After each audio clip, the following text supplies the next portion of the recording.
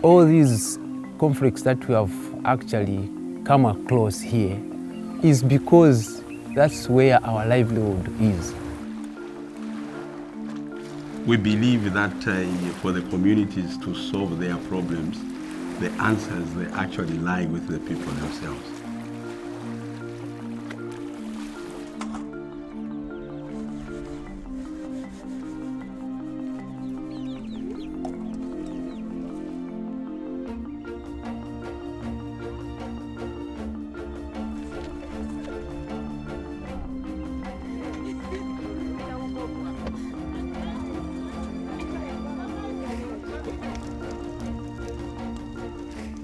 Lake Kariba, the largest man-made lake in Africa, is one of Zambia's most important fisheries. In recent years, competition on the lake has increased sharply. Sometimes the artisanal fishermen are in conflict with us. These kapenta fishers go very near to our fish cages. That affects the stocks. All these players are in the Kariba with the different sources of power. The commercial players with a lot of power and a lot of money. Department of Fisheries, a lot of power, not so much money. The villagers were no money, very little power. Aya abajisima company yakapenta baluguzwa mu deep mu bayedere ku fishingira balabola mu shalo so bakali kugwere amandangala ya jipropera ni chizunguluka so twakali kujana buyumu gwakugamba kuti atakali jisi twakali kujana buyumu mamwe yindangala kujisibe obiro babwehere okuba yaguiguhira baiso agwiso. We have a fish deficit of 40,000 metric tons. There has been a lot of interest in Lake Kariba to do cage fish farming. As a department, we are promoting cage fish farming. 5 years from now, we'll have all the sites working. We'll be harvesting on a daily basis. It will be full scale. That will create employment for the communities around the company here.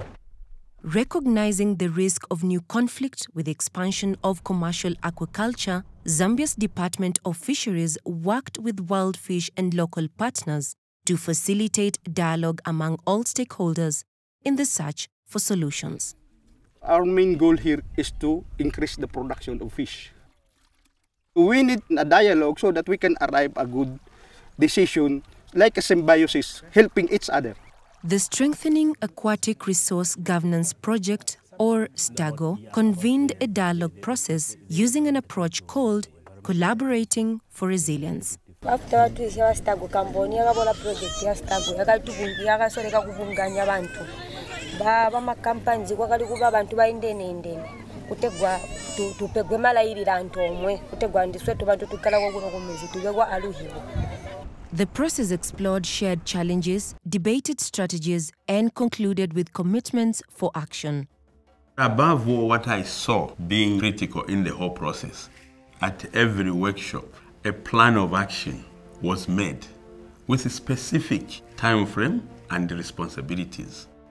What the project was able to do was to bring people together. My experience during those 2 workshops I attended, people got to understand that it's something that is not going to bring problems to the community, but something that is going to bring unity. Their aim is to develop the district, not to bring problems to the district. For me, it was wonderful.